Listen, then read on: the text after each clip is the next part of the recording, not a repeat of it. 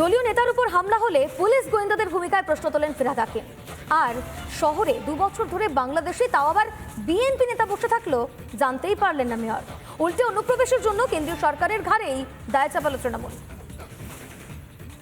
মুখ্যমন্ত্রী বলার পরে কেন আর্মস ঢুকছে, কি করে আর্মস ঢুকছে, ইন্টেলিজেন্স কোথায়, নেটওয়ার্ক কোথায়?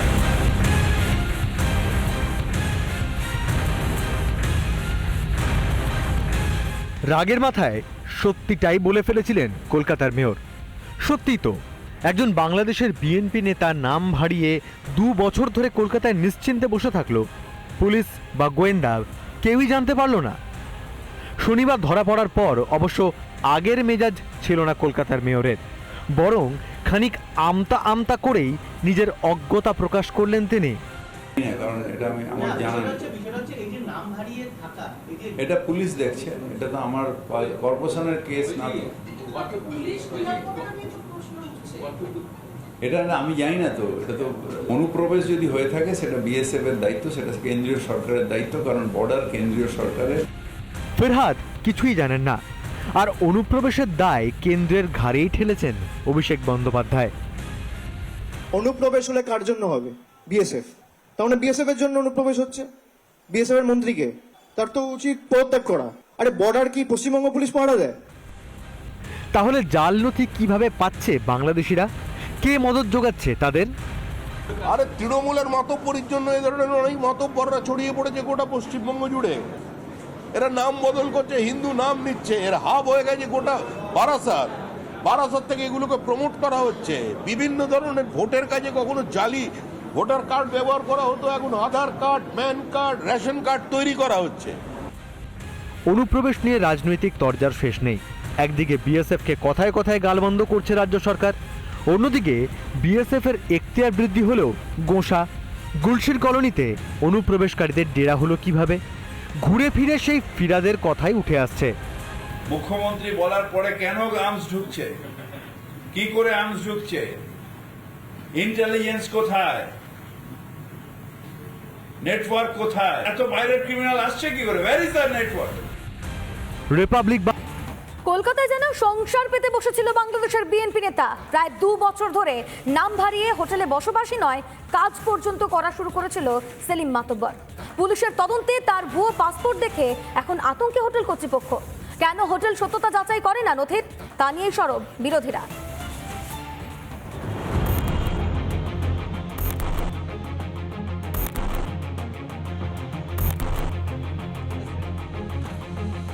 রফি আহমেদ কিদওয়াই রোডের একটি হোটেলেই থাকতো সেলিম মাতব্বর। প্রায় 2 বছর ধরে কলকাতায় গা ঢাকা দিয়েছিল সে।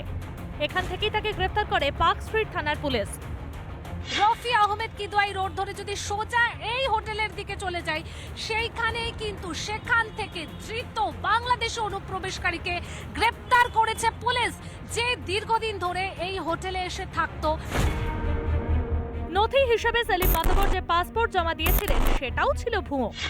নাম রবি শর্মা, জন্ম তারিখ 4 সেপ্টেম্বর 1984, জন্মস্থান জয়পুর, রাজস্থানের। পাসপোর্ট দেয়া হয়েছে দিল্লি থেকে। পাসপোর্ট ইস্যুর তারিখ 2 এপ্রিল 2024। পাসপোর্টের মেয়াদ শেষ হচ্ছে 2034-এর 1 এপ্রিল। এখন এই ভুয়ো পাসপোর্ট দেখে আরও বিপাকে হোটেল কর্তৃপক্ষ। তার check in check out date রয়েছে, কিন্তু তিনি কিন্তু এখানে গেস্ট হিসেবেই এসেছেন, সেটা কিন্তু প্রমাণ এই রেজিস্টার খাতা। নাম রবি শর্মা, যেখানে আমরা দেখতে পাচ্ছি যে তিনি একদম, যদি আমরা তারিখ ধরে দেখাই সেখানে দেখা যাচ্ছে যে রবি শর্মা তিনি কিন্তু এসেছেন। এখানে তার অ্যাড্রেসও দেওয়া রয়েছে, তার পাশাপাশি একাধিক যে সমস্ত তথ্য, সেই সমস্ত তথ্য দেওয়া রয়েছে। কার হাত ধরে প্রায় 2 বছর ধরে হোটেলে কাজ করছিলেন সেলিম মাতব্বর? এখনো সেই ব্যক্তির খোঁজ করছে পুলিশ। প্রায় 1 বছর থেকে উনি আছে এখানে দেখছিলাম। আমরা জিজ্ঞাসা করতাম তো উনি আমাদেরকে ইন্ডিয়ানই পরিচয় দিত আর কি। তারপরে কালকে তো ওনাকে ধরে নিয়ে গেল, অ্যারেস্ট করলো, যখন দেখলাম ওনার সব তো জালি দেখতে পেলাম, তো উনি তো অ্যাকচুয়ালি দেখে মনে হলো খুবই ফ্রড লোক। আতঙ্ক ছড়িয়েছে অন্যান্য আবাসিকদের মধ্যেও। ইন্ডিয়ান বলতো আমার এখানে বাড়ি, কিন্তু ভাষা জানে, সব রকম জানে ভাষা। বললো আমি 10-12 রকম ভাষা জানি। আমি আরব গেছি, কুয়েতে গেছি, দুবাইয়ে গেছি, আর অন্য জায়গায় গেছে। কেন আজও এই রাজ্য অনুপ্রবেশকারীদের আতুরঘর? কেনই বা কলকাতার হোটেল কর্তৃপক্ষ আসল পরিচয় জানার চেষ্টাই করে না? দেখুন, ওরা পুলিশ এবং রাজ্য পুলিশ কিছু কিছু ক্ষেত্রে চোখ বন্ধ করে থাকে, তাদের উপর চাপ আছে।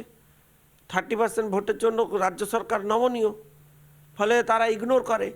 রেগুলার রেড করা উচিত এ সমস্ত হোটেলে কারা আসছে, কোথায় থাকছে, intelligence network, specific inputs network, এগুলোকে অন করা উচিত।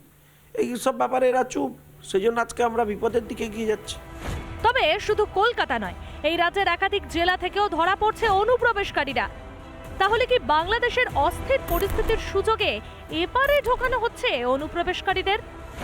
পাইলকুণ্ডু রিপোর্ট, রিপাবলিক বাংলা।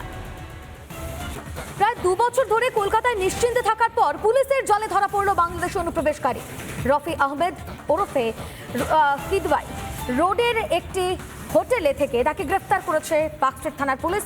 নাম ভারিয়ে জাল নথিপত্র জমা দিয়ে কলকাতায় বসবাস করছিল বাংলাদেশের বিএনপি সদস্য।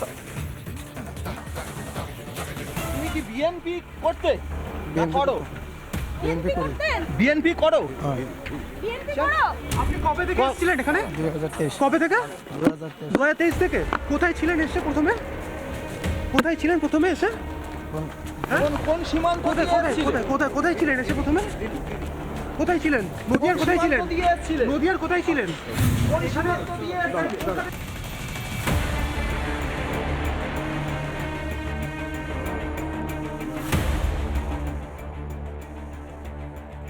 হাড় হিম করা ঘটনা। একবার ভেবে দেখুন, খাস কলকাতায় 2 বছর ধরে লুকিয়ে বাংলাদেশের এক বিএনপি সদস্য